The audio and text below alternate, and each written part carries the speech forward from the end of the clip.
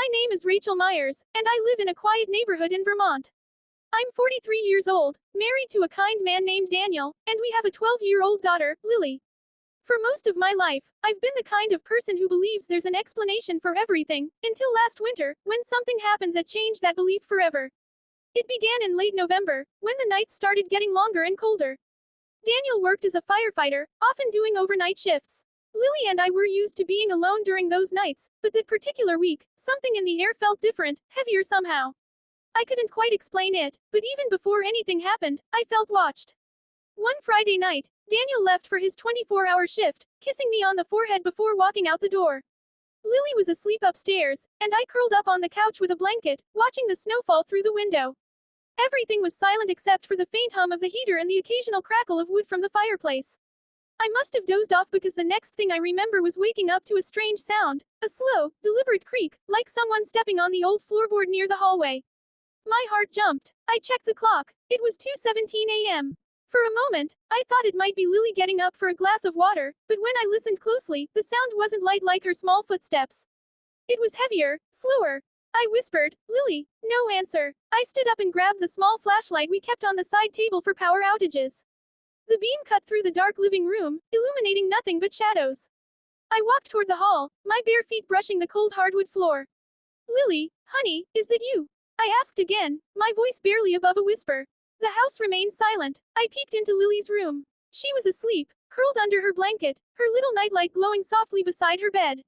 I sighed with relief. Maybe it was just the house settling. Old houses make noises, I told myself.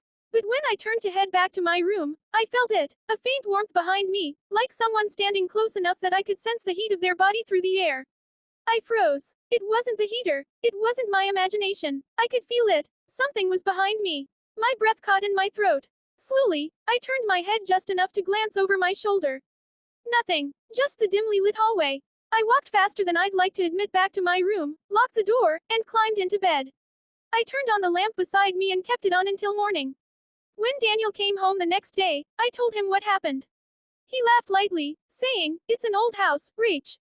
Probably the ducts or the heater vent blowing behind you." I wanted to believe him. I tried to. But that night, the warmth returned. This time, it wasn't faint, it was stronger, like someone was standing right at my back while I lay in bed. Daniel was on shift again, and the house was still. The heater wasn't even running. I pulled the blanket tighter, but the warmth didn't fade. It felt like a slow, steady breath against my shoulder. Terrified, I rolled over quickly, no one there. But the indentation on the other side of the bed made my blood run cold. It looked like someone had been lying there. I didn't sleep at all that night. The following morning, I checked the thermostat and vents. Everything was normal. I even had a technician come out the next day to make sure. He said, "Everything's in perfect working order, ma'am." For a few days, the feeling stopped. I started to think maybe my exhaustion had played tricks on me. Then, the day after Thanksgiving, Lily came downstairs pale and quiet. "Mom," she whispered, "someone sat on my bed last night." I looked at her sharply. "What do you mean?" She hugged her stuffed rabbit tightly. I woke up and felt the bed move. I thought it was you, but when I opened my eyes, nobody was there. Every hair on my body stood on end. That evening, I sprinkled salt at the windows and said a prayer. It felt silly, but it gave me a little peace. Until midnight, I woke to the familiar warmth at my back. My eyes snapped open. I could hear the soft rustle of sheets, like someone moving behind me. I whispered, trembling, "Daniel," knowing full well he wasn't home. The warmth stayed. The air thickened. My pulse thundered in my ears. I turned slowly, and there was a faint outline beside me. A human shape, translucent, still. It vanished the moment I gasped. I leapt from the bed and ran to Lily's room, shaking her awake.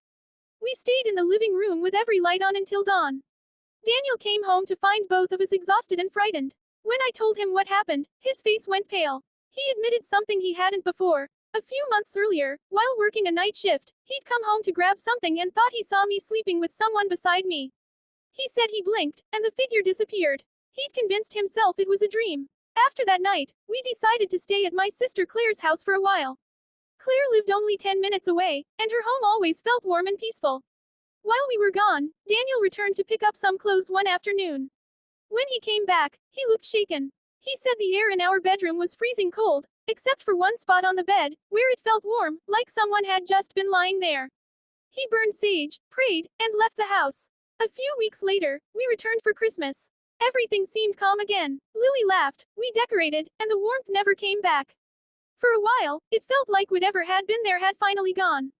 Until New Year's Eve. That night, as the clock struck midnight, we heard a faint knock at our bedroom door. Daniel got up, opened it, and found no one there.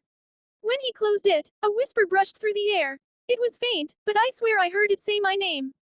The warmth came back behind me. Only this time, it didn't feel frightening, it felt sad. Heavy, almost, lonely. I whispered softly into the air, who are you?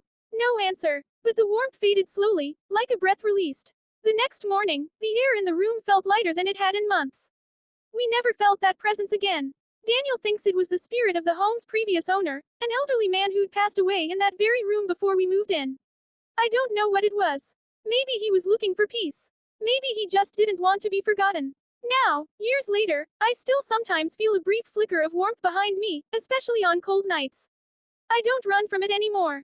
I whisper, you're not alone, and it fades, like a thank you. I don't know if I believe in ghosts, but I do believe that some people, or spirits, stay behind for reasons we may never understand. And maybe, in their own way, they just want someone to acknowledge they were once here, once loved, once human.